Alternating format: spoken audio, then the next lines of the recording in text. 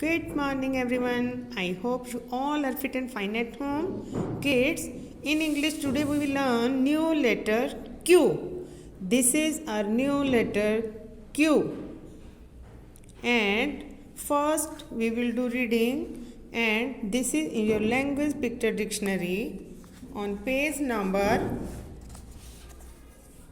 38.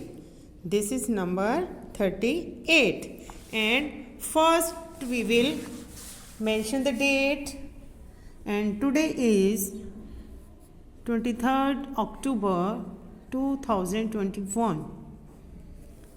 Now look here, this is letter Q. Look here, this is letter Q, and the sound of letter Q is qua.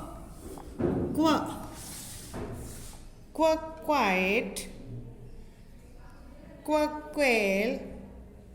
Qua, quill. Qua, queen. Qua, quilt. Once again. Qua, quiet.